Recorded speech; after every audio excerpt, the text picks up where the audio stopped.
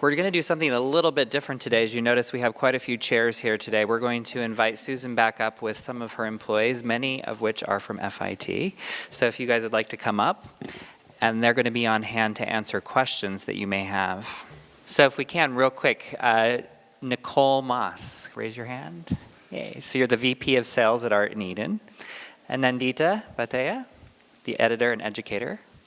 All right, Catherine Lee, designer. Joey, and Monique Steiner. Thank you so much for coming and being part of this Q&A today, and thank you again, Susan, for your words. So let's open it up to the audience.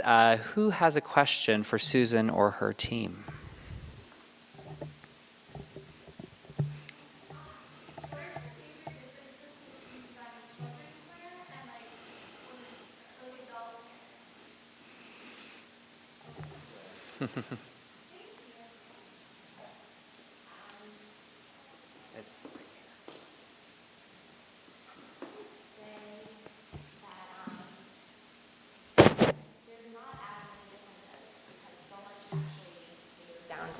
Clothes.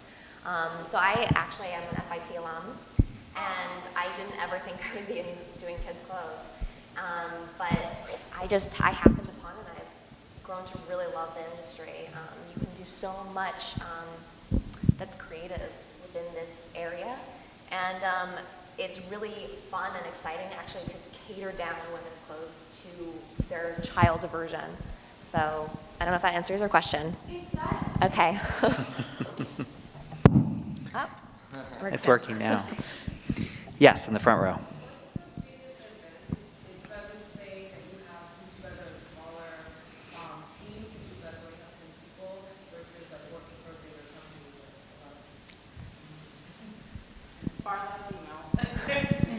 with far less emails, and it's more of a collaborative effort. It's in a bigger company, people tend to get stuck in their cubicles and only worry about their portion of the responsibility of what they got to the big link in the chain. We are all responsible for each other's successes and working together and getting, the vision and the message and the product out there. So this is what Drake feels like. So, we're all responsible for each other's successes, and we are working in an open collaborative space, and very much so is that, we will all contribute our ideas to what design is doing, or what sales is doing, or what e-commerce is doing, or what social media is doing. So that is like the biggest difference from being a number to being a piece. Susan, can you speak a little bit about how you built your team? Because it's just since January that you've been in full mode. Can you talk about how you made the decisions that you did in this team of yours? I cannot tell you how grateful I am for FIT. About a year and a half ago, when I did not have the funding in place, and I was wondering how I would start with build out of the team, I took part in the FIT job fair and the career fair out here. And it was the first 5 team members that came on board were from FIT. Some of them took full-time jobs with us, some of them freelance, some of them paid internships. But it was pretty amazing to have that support. You guys have a great education out here. But what I would like to say is, when you go out, especially into the workplace, give everything you've got. The FIT crew that ended up getting jobs with us were because they gave of their hearts. They gave everything and more. They treated the business like their own. And I have truly handpicked this team. We've gone through several interviews. We've gone through meeting several people. It was very important to me to build the business both from a skill set point of view as well as from a culture point of view. So we carefully picked and chose each one that aligned with our bigger vision, because it was not just for profit that we existed, it was profit and to have a greater purpose. So we wanted to make sure that the team felt the mission of what we were endeavoring to build with the brand. Yes, question right there on the 4th row.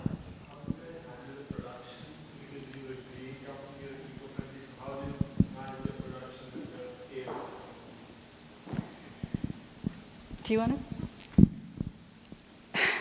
So for over 2 decades, I've been in the business of fashion, and sustainability was not even on the radar or anywhere on the horizon. And it was that search into the journey of just seeking out questions.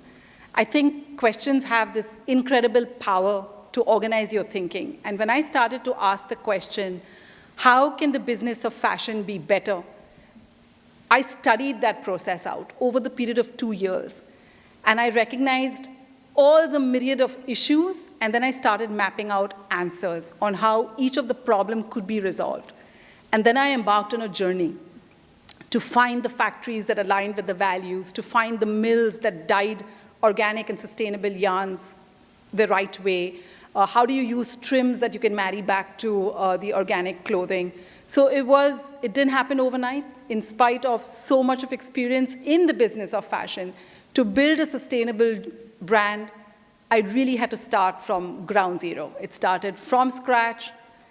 I embarked on the journey, found each player that I put together, and built the whole ecosystem together. Yes, right here. Hello, I have a question about your business model. How did you secure your funding, if you're able to share that? And I know that building a sustainable supply chain can be expensive, so how are you able to fund that alongside of keeping prices affordable? So it's 2 questions. I'll answer it in part. How did I secure my funding? It was a new area for me. It was not one that I had ventured earlier. So I had to start from scratch. I had to study what it meant to build a pitch and a business plan that would excite an investor. If you're going out into the world and asking people to invest in your business, 1, they have to see that you're incredibly passionate about what you're building. 2 is that you have to have the skill sets, not just the dream, but also the actionable path of how you're going to achieve those goals. And you've got to be really good with numbers. You've got to have a financial plan in place. It was not something that I was naturally bent to, but I had to grow to love. I had to work my way to seeing how numbers pan out, not just for 1 year, not just for 2 years, but over a 5-year plan. Investors don't expect you to hold on to a 5-year plan the day you start, but they want to see that you have a roadmap, that you know what you're doing. You can see how it goes from year 1 to year 2 to 3 and how it progresses through. And the second part of your question was how do we manage to keep it affordable, correct? I had read a lot of material on sustainable clothing. And one consistent issue that I found was, why does it have to be expensive? Why does it have to burn our pockets? It's saving the world, but it's burning our pockets. And I was sure that if I started a business in sustainability, I would make it so that it has a wider reach.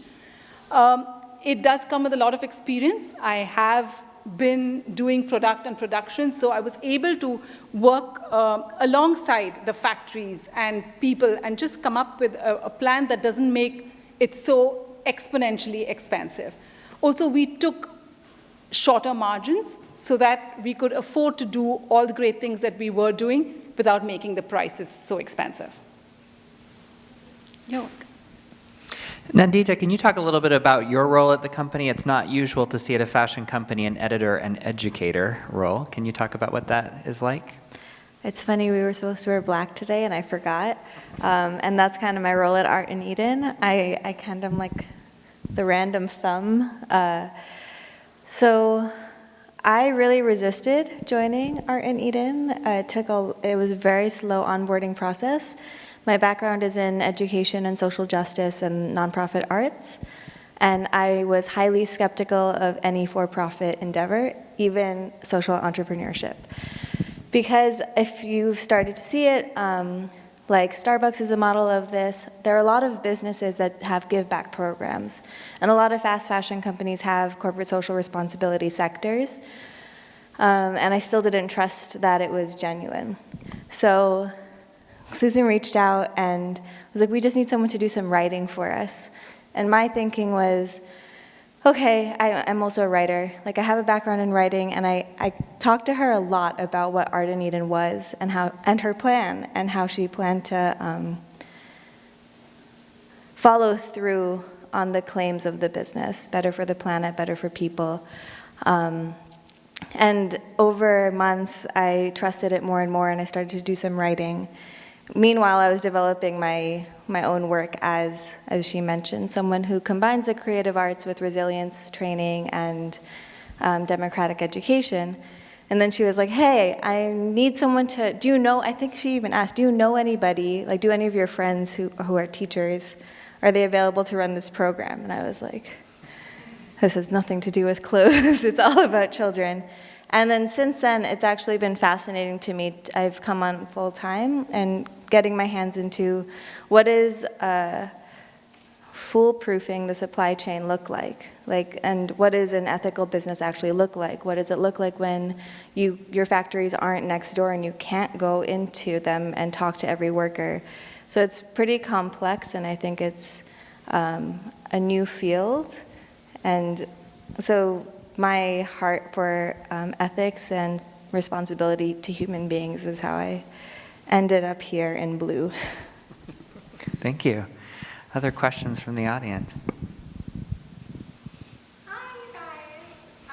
So I have a question, and this is for the designers. But do you find it more difficult to design for children's wear? Because you have to not only appeal to the child, but also the parent. You need to get both their approvals. So do you find it difficult? Yeah, I mean, my background was actually graduated here from menswear. So there was definitely a transition from learning the children's wear market and understanding, how to cater to them and how to cater to the millennial mother, because that's what we see who is, pertaining and buying boys' clothing especially.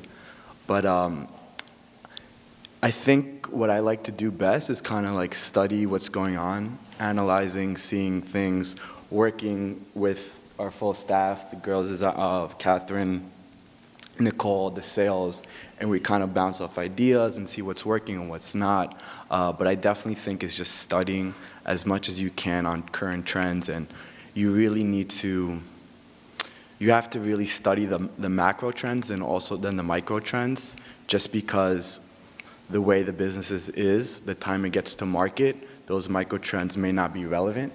So you definitely need to have a very detailed eye and trust your gut on what you think will work and what won't. And the process is a lot about critiquing too.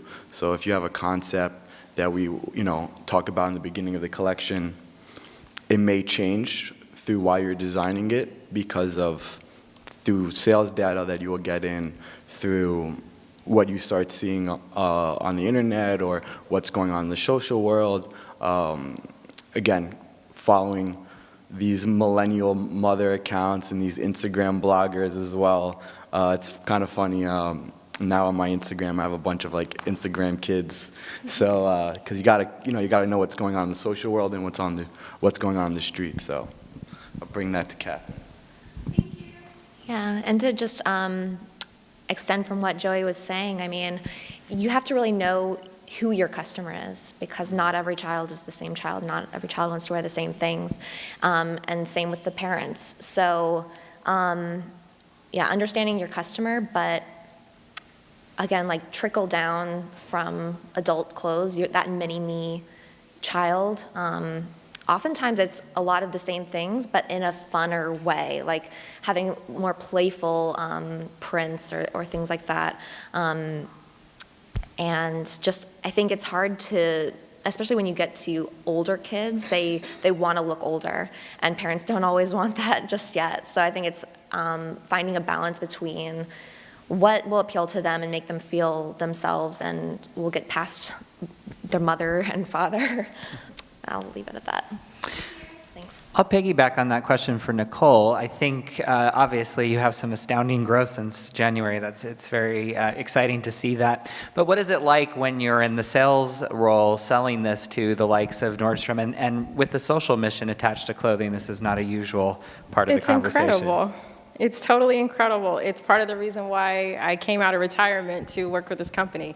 I'd worked for kids' clothing brands previously, but at the end of the day, it all meant nothing, and this was a chance to actually use my skill set for the greater good and actually make a difference, you know, with Susan's vision for the company and what it meant to be a forward-thinking company in this arena. So in terms of selling, I mean, the reality of it is that there's a million kids brands out there. How do you set yourself apart? And to be honest with you, our social mission and our design team has made it very easily for me when you're dealing with, the reality of it is selling kids clothes is selling to the parents, like Catherine and Joey said. So whether it is the sustainability factor that appeals to them, or the organic factor that appeals to them, or the design aesthetic that appeals to them with commissioning, you know, independent artists from around the world, so our color palette and our art is unique to us, or price point sensitive, there's something in there for everyone, whether it's aesthetic, financial, or passion. So that part, I think we've got that nailed down pretty well, and it's been quite a ride, and it's been amazing, and we've been well received. Very, as Susan said, we've grown over, you know, to 200 plus retailers within the first 6 months, which is incredible for a new brand.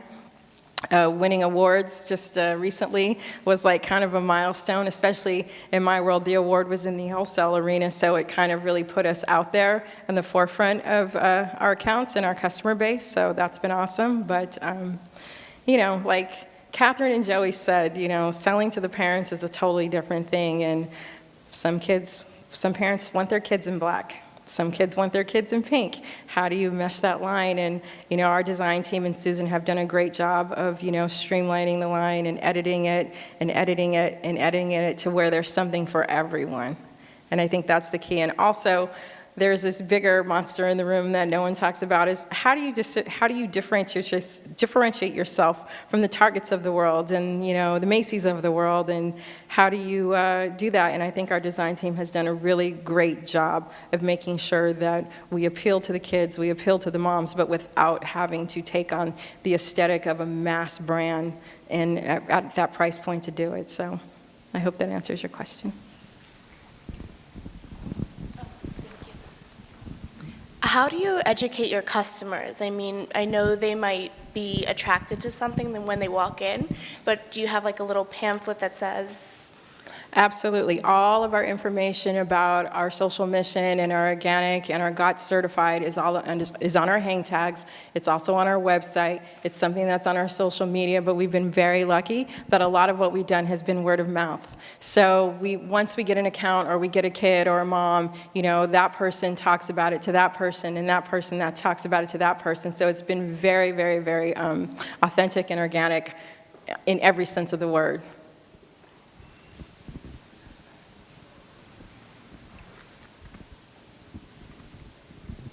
What are the channels through which you sell at the moment, and what would you try to grow in future?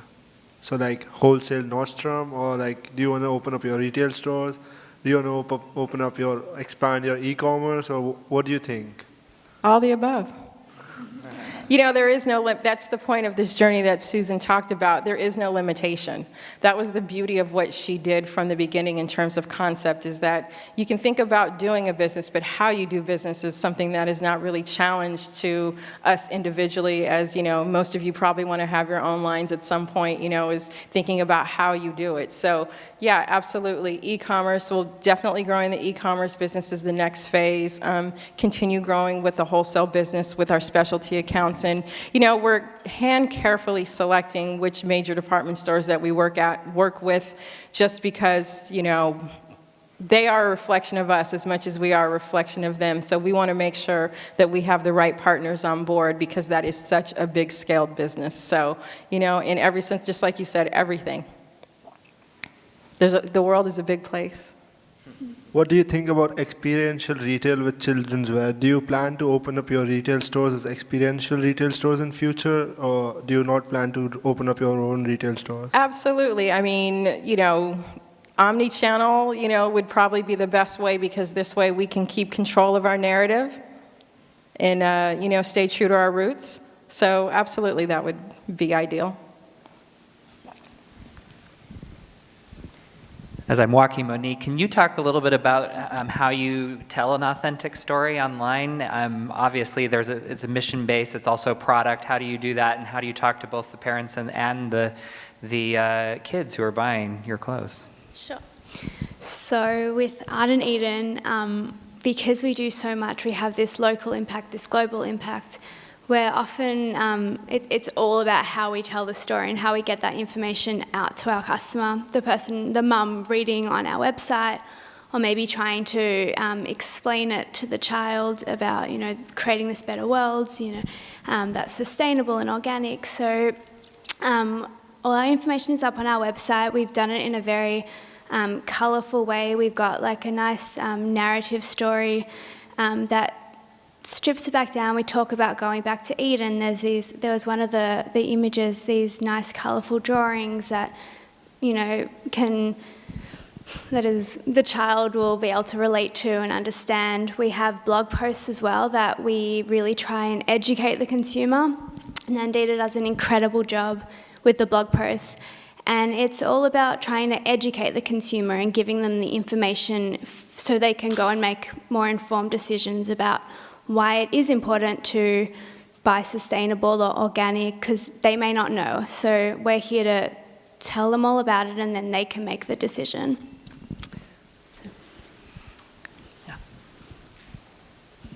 Hi, I'm curious about whether kids shop online, or I know like a lot of younger kids nowadays use social media as well. I'm just not too, I don't have a kid, so I don't know. Do you happen to know how kids shop, or is it just their parents shop for them? Absolutely, everyone has an opinion. So yeah, kids definitely have a say in what they wear, whether it's the parent buying, multiple items on our website and saying, hey, pick which ones you like, or saying, here, this is what you're going to wear. And when they get up in the morning, they say, yes, they want to wear this, or no, they don't want to wear it. Susan, can you talk a little bit about also where the name comes from? You talked about Eden, but the art piece to that, and why, obviously, art, that word itself, is sort of a paradigm shift from apparel and from the typical conversation around clothing. So I mentioned earlier that for the trip that I launched, Empower, I was reading a very powerful book, Lynchpin by Seth Godin. I have built Art in Eden on that book. In the book, Seth Godin references the word art as a journey of impact, as a journey of bravery, a journey where you put your best gifts into the world with no intention of reciprocity. You just give, and then life gives you back in its time. And I thought that was so fascinating to take that idea, because that was where my journey started.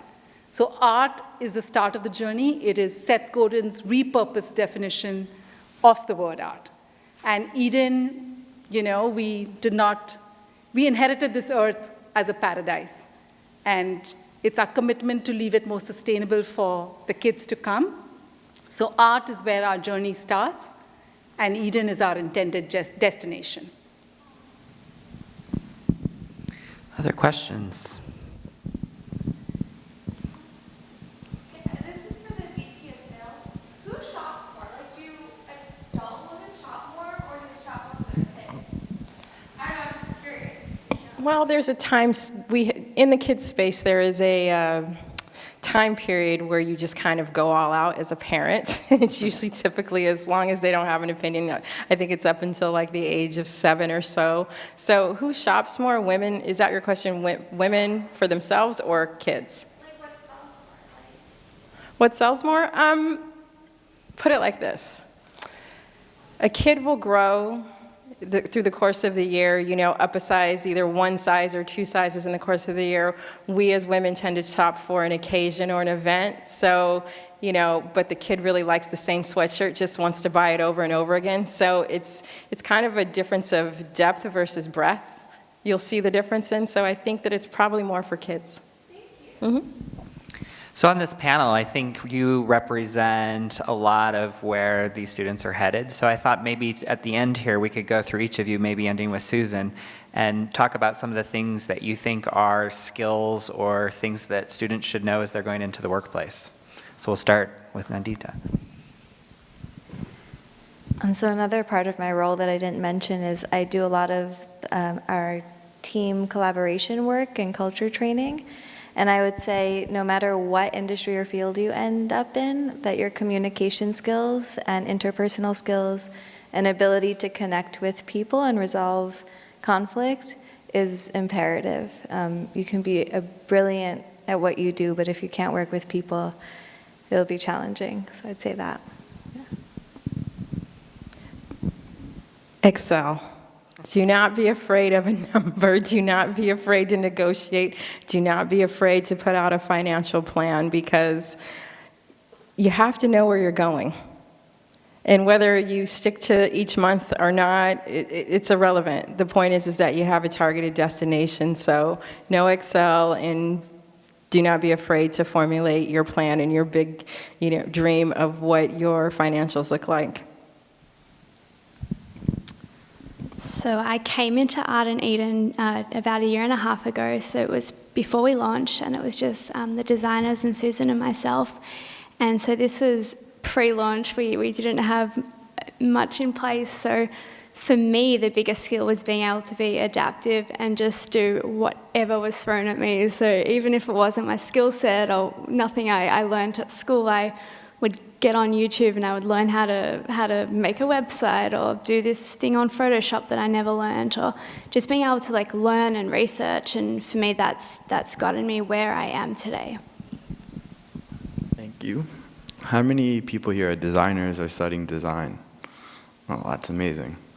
So yeah, Catherine and I both went to the program here.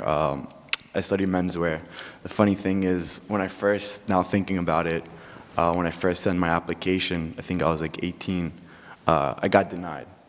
I had no skill set, I just had an interest that I wanted to be in. I didn't know how to sew, I didn't know how to draw, I didn't know how to design. Grew up more in business, I always had that aspect. I never had the more artistic side. So the thing that I think that got me through it was just gotta challenge yourself. Keep on raising the bar. Every project you do must be better than your last. Even if it's not the best, if you can go back and oh, I improved, then that to me is talent. So I definitely think that's the way. And also, every opportunity, you must take it. Every opportunity you feel that you're comfortable with, try it. For me, I wanted to do menswear, and I was doing a lot of freelance work, and then I came here and I found that there's an opportunity in children's wear. Given no experience in children's wear, I sat down with Susan and Catherine, and they were super passionate, they were super open, and I was the same way, and they seemed they were very collaborative and wanting to work together. So just on that relationship of seeing them so excited about this got me excited. So that's kind of how I came into that journey. So that was also a very exciting thing, because again, speaking about opportunity, I would not think about this because I came from menswear, but seeing them two so excited, now I've been here for probably, a year and a half? It's crazy. So yeah, just be brave, believe in yourself, and just keep on pushing, don't stop, just don't stop. Fashion connotes an image of glamour. It has this visual of beauty, perfection, glamorous. It is not glamour. It's a lot of hard work.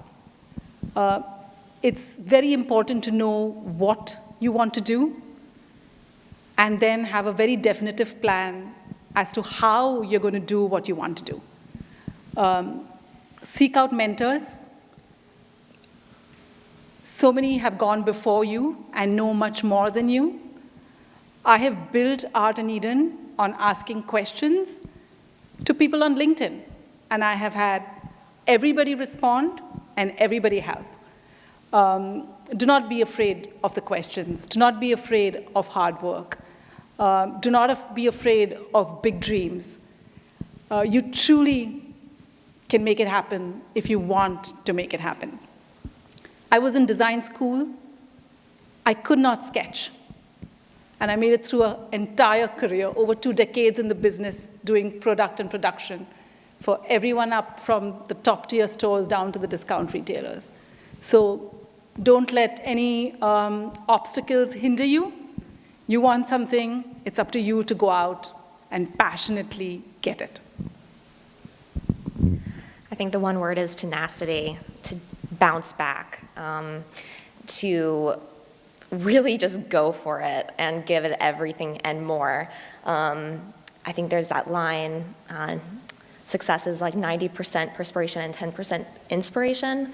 And you think as a designer, you have all these grand ideas, but really what it comes down to is working with people and hashing out your ideas and scrapping them away, throwing them in the bin, and starting again. Because I think one thing I found actually being in school was, when you're in school, so much is about you and your own individual projects, and when you're in a company, it's about you and the team, and you as in this big, team effort to do a big project together. And so working with people, figuring out how to, as Nandita said, to figure out how to get through issues. I'd say to work fast, because so much of what you're going to do is going to get scrapped, and that's okay, because you're going to get to a better product through just working with people and them pointing out things that you didn't pick up on at first. I remember in school, the first drawing classes, we'd have croquis that you put underneath your sketch and then you draw on top of it. And I always pushed myself to just never use a croquis, because I wanted to just be fast. And that's what you need to be able to do, just be fast and pump out as much as you can. I'd say to talk to everyone. So many of my internships and jobs I've had have been through connections I've made. It wasn't through all the resumes I sent out there and effort I put on that end, because when you're looking for a job, you send out your resume, and when you're a job creator and you're looking for someone, you're like, do you know anyone that can do this thing? And it's all about your connections. So don't be afraid to talk to people and just put yourself out there, because any connection lost is only because you didn't make it. And then I think having a good attitude, being a yes person. And even if you don't know that what the person's talking about, I've had so many employers be like, I need you to go do this and this and this. And I didn't even know what it was that they were saying, and I would go and Google it.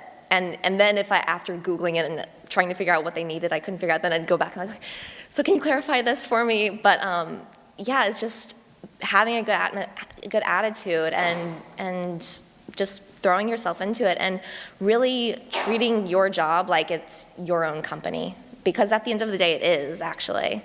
It's your company. And if you want to go far, you're gonna apply that, and you're gonna go even farther. So. Thank you so much to Susan and her team today. It's been great.